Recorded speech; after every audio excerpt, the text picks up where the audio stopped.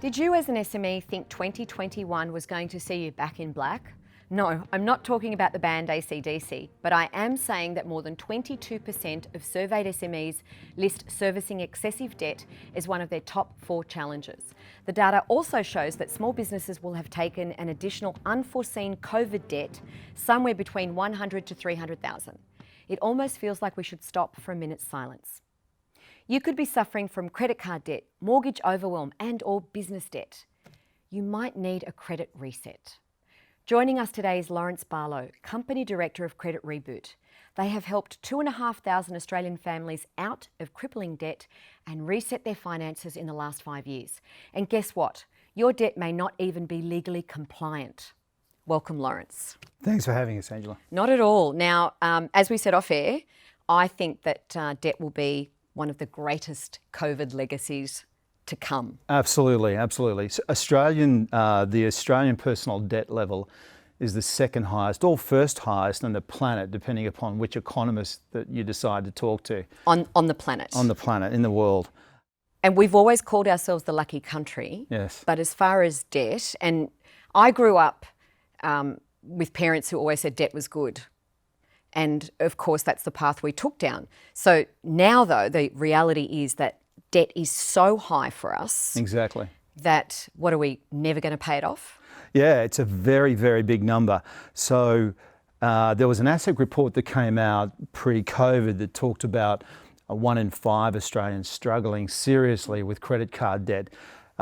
Since COVID, and I guess superannuation pay downs and things like that, there's been $4.2 billion in credit card debt written off, which is good news. However, what's not public or made public a lot of the time is the national credit card debt is sitting at $281 billion. Now, a lot of people throw these sorts of million, billion, trillion numbers around and they don't really mean much. So if you were to sit down and started counting from 1 to a million, 1, 2, 3, 4, 5, up to a million, it'd take you 23 days to get there.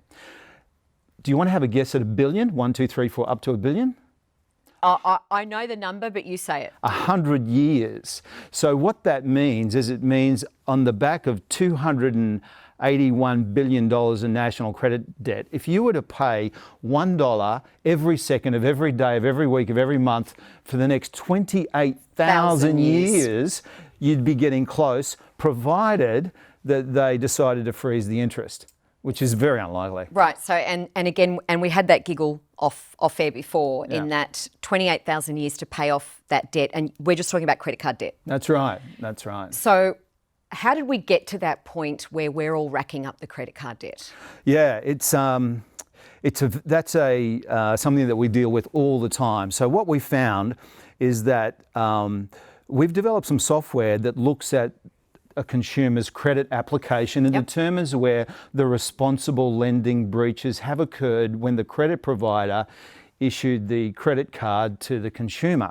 Now, what was happening pre the National Consumer Credit Protection Act being brought in 2010 approximately, is that there was all the sorts of bad banking behaviour that brought about the GFC. NCCP came in, National Consumer... I don't know that that's changed though. But... No, well, in fact, what happened is that the banks started to, and this has happened to me, I'm sure it's happened to a lot of people as well, is that up until about 2018, what was happening is the banks, or the finance companies, would ring you up from time to time, friends at Citibank, and say, congratulations, Mr. Barlow. You've just been pre-approved for another $20,000 on your credit card, and if you take it today, you can have a free bottle of wine. Okay, that's great. Thank you very much. Because it seems quite simple, right? They've been selling the ideology that you behave well financially will extend your credit, which means nothing to you until you take it up, right? You just have a bigger facility. That's right. And then suddenly you get sucked in and think, oh, I can buy that new stereo or that new TV because I've got room on my credit card and I'll pay it off next month. So you kind of think that's simple and easy, but things change in that next month. One thing leads to another. And I alluded to it in the opening, but I was very surprised to actually read on your website that that we could be signing debt that isn't even legally compliant, that you've reviewed thousands of applications and it's your software that does this because, let's be clear, you don't sit there and read every single... No, that's not You've what got happens. Yeah. software bots that do that. Yeah. So you've reviewed thousands of applications and every one of them has breached between 5 to 30 compliance regulations. Yeah. Every single one of them. Well, look, I'm sure there's compliant applications that are out there. Yes. It's just You just haven't found anecdotally them we yet. haven't found them. I'm sure they exist. But that is really scary, though. It's interesting, isn't it? It's so people are finding themselves, these unsolicited credit limits have been the government through some consumer advocate lobbying convinced the government. So they're bringing in restrictions about that. So the banks stopped that. Banks and finance companies generally stopped that behaviour. What they then did, and what we are now seeing, is that under a variety of different brands, they'll issue credit cards. So we're seeing people with 4 or 5 credit cards sitting around that $5,000 to $10,000 mark, and they've got 4 or 5 credit cards under different brands. So you might have a Citibank card, you might have a Qantas card, you might have a Virgin card. You've got to spread the love. But it's all the same credit department. It's all the same dog food, but it's in a different can. And you could be carrying $50,000 or $60,000 worth of debt. Absolutely. On credit cards, and you look at one and you think, well, that's only $5,000 or $6,000. But then line them all up. Oh, it is very easy to get into that loop of paying one, I'll pay off the next month the other one. I mean, the credit card statement itself says, minimum. The minimum is $700 or $800. You go, I can pay that. Yes. And you forget what everything else is and that you're going to actually spend more that month.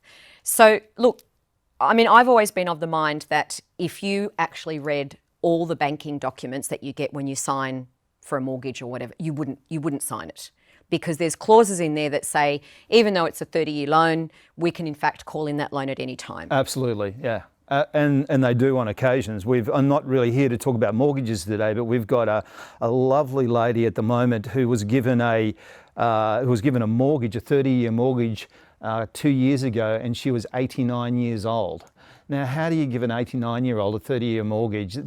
I think in that case, it sounds like an asset grab from the credit provider in that case. So we're going to look into that. But the amount of credit card debt that we're dealing with right now is just extraordinary. And we're seeing very aggressive behaviour from a lot of the banks and finance companies in collecting it. For example, we had a customer the other day that had to pause their debt of $1,200 a month.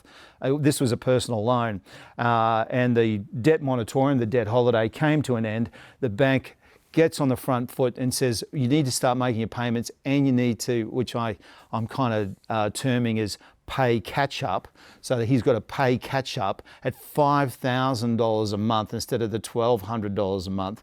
And that's just going to put that family into financial hardship straight away. $5,000 a month. There are mortgages that aren't $5,000 a month. Exactly. Yeah, exactly. So what we do is we don't want to see the documentation from the consumer or the client. We need it from the bank. So we use some consumer law to extract the documentation from the bank, find out where the breaches are. Now, we're not saying to the bank that you didn't give the consumer the money and they didn't spend it. What we are saying is that if you are holding the consumer to the full compliance of that credit contract, they've got to pay it all back at that interest rate with those fees on those dates. That's full compliance of the contract. It is fair and reasonable that you are held to the same standards. And if you've breached those standards, and in all of the cases we've looked at, there have been significant responsible lending breaches, then if you've breached those standards, that's the basis of a negotiation. So we'll quite often negotiate the debts down to, we always know there's a crime scene. We just don't know how many dead bodies there are until we actually get there. So once we get the documentation from the bank, we work out the size of the compliance breaches. So it's not uncommon for us to negotiate 50 cents in the dollar and then an interest-free payment plan. So no interest, we pay the balance off, and the client's able to, pay that off without putting them into financial hardship. So what I'm hearing is that this is not the time to be fearful of what's going on and how you feel. It's the time now to find the right advice and the right kind of help. so that you can actually get your head above water and get on with your life. Because as you say it on the website, and I've heard you comment in different interviews, it can feel like a rope is around their neck. Absolutely. And look, trying to solve debt problems with more debt is sort of, trying to put fire out with gasoline. It's just not the right approach. That's what people do, right? They pay off one credit card with another credit card, and they're chasing their tails, and it runs all around. Yeah. We always do end up running out of time, but I do want to point out or ask if you can just shed some light on the dark side of where you were and how you formed and founded Credit Reboot. Yeah. Because you come from a position of experience. Yes. So of chasing the debt. So I had a substantial debt collection company. We collected for all the major banks, telcos, and utilities around Australia. Had about 500 debt collectors, and we got out of that business. 2015 or something like that, and I'm sort of sitting on a beach thinking what to do, and I thought, because that's where debt collectors are, by the way, on beaches. I thought what we'll do is we'll go from the dark side to the light side. So I developed an application that repairs people's credit files from a mobile phone. The problem was, of course, is that even though we got the default off the file, some months later the debt collector will come back and start debt collection. They'll end up with another mark on it. So we then started to move into the process of finding how to negotiate out of debts using similar approaches. So we look at the debt from the cradle to the grave, what's been breached in the responsible lending part of the credit contract, right through to debt collection. Often debt collectors, and I don't think people do this maliciously, it's just the volume is enormous, so it is easy to make mistakes, but the debt collection process does have, as I learned from my sins in debt collection, when you're collecting, it's very hard to stay 100% compliant. So we identify where the breaches were and we use that as a negotiation point. And civilians don't know that. No, there's a lot. There's no way. I mean, if you're lucky, you escape ever experiencing a debt collector in your life, if you're lucky. Yeah. If you're not, then the main thing is to find the right kind of advice to get you out of that hole. Because just like everything else in life, there is good advice, bad advice. Don't Google it and don't ask your friends. Find an expert. That's. Now, I want to cover off quickly zombie debt. Yeah. What is it? Is it true that it can rise from the grave? Yeah. It's not like the enthusiastic Walking Dead type of debt collector here, is it? Yeah. I mean, when I hear zombie debt, because it can come back and bite you. Yeah, well, zombie debt is a term that we usually loosely use to describe credit card debt that you just can't seem to kill off. Now, we've all had these things, the $20,000, $30,000, $40,000 of a credit card, and you're just throwing the minimum payment over the fence to the bank, and you're doing it month in, month out, year in, year out. We had a client last month who'd been doing this zombie debt thing for 15 years. No, don't. How?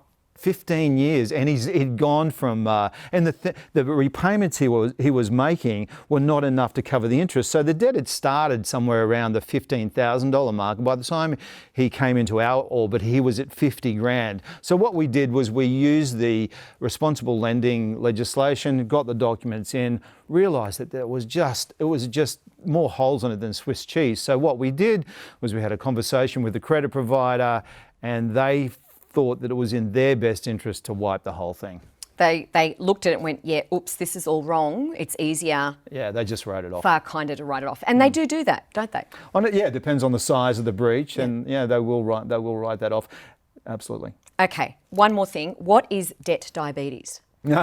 So as we started the interview, Australia has the highest or second highest level of personal debt on the planet. So pre-COVID, we were carrying a lot of debt kilos even before COVID came along. And what happened is we went into COVID, and those extra kilos turned into debt diabetes. Now you've got extraordinary. I mean, I know there's a lot of good news about property prices out there, also good news that we've been paying down our credit card debt, albeit a fraction of actually the size of it. I mean, all that's good news, but we see this all day, and I can say that the aggressive collection behaviour, now the debt moratoriums, or the debt holidays are coming to an end. That's right. It's almost like you've got all these debt collection and credit departments standing on the white line, ready for the starter gun to go off. And many of them are actually jumping the starter gun. They're jumping the line, and we're getting very aggressive behaviour in debt collection right now for a lot of people. And it's bad. It's bad behaviour. Well, as we said, this is a very unique time in anybody's work life, given that there's so much uncertainty. JobKeeper is coming to an end. We are going to find that people are going to be waking up saying, I might lose my job, I can't pay that credit card debt, or they think they need something else as well. I mean, businesses are using credit cards to buy and pay for things. Yeah, absolutely. And so many of us are going to find ourselves in a very, very difficult position. Yeah, no, absolutely. We've got a range of clients that have owned, coffee shops, cafes and wine bars that have had to live their credit line, had to be their credit card to support the staff. That's right. Pay the suppliers, and they've ended up with a couple of $100,000 in debt they didn't have a few months, just to try their very best to keep the doors open. Even, I mean, as you've said, 50,000 can cripple you. Now, from a business perspective, because 50-odd thousand might be from a personal consumer, but from a business perspective, you could rack up $100,000 or $200,000 very quickly. Absolutely, yeah. And you don't have any of that cash flow coming in. I mean, there are businesses that are down 50%, 30, 40, 70 or 80% down. Absolutely, in trade. yeah. So yeah. we are going to find that, you know, someone's chucking us in the water with the anchor tied around our... Well, look, even to add insult to injury, what's now on foot are these changes to the credit reporting on financial hardship. So the basic theme of financial hardship reporting on your credit file was that if you, for reasons beyond your control, lost your job, for example, you work for a building company, you're a good employee, you're getting promoted, the building company hits the wall, you're out of work straight away. You can call the bank up and say, the company I was a an employee of has hit the wall, and they'll put you onto pause, because it's financial hardship, and then you'll get a job and then you can return to your payments. And that didn't appear on your credit file because it had nothing really to do with you. It wasn't your fault. Now what's happening, COVID has meant many people just got sent home from work. They had to take the debt holiday, and went into a financial hardship position with their credit provider. That information is now being recorded on their credit file for 2 years. They won't get financed for an ice cream for a couple of years, and it has not. That's insult to injury. Yeah. That's that's the consumer again, the civilian. Small business owners, consumers, paying absolutely, for that when it's not their fault again. It's another piece of the fallout of the entire. The COVID legacy's got a lot to answer for. Yeah, absolutely terrible. Thank you for joining us today. To everyone out there in YouTube land, if you haven't pressed the bell to subscribe, guys, what are you waiting for? More great interviews lined up and for you to see, listen and comment on. Now to the SMEA Association, thank you for what you do and making this possible. To Piedmont Studio, without you, we wouldn't look this great and sound awesome as usual. If you have any comments, tips, tricks or questions, news@smea.org.au, and of course we're across all the socials. Thank you very much, Laurence. Thanks, Angela.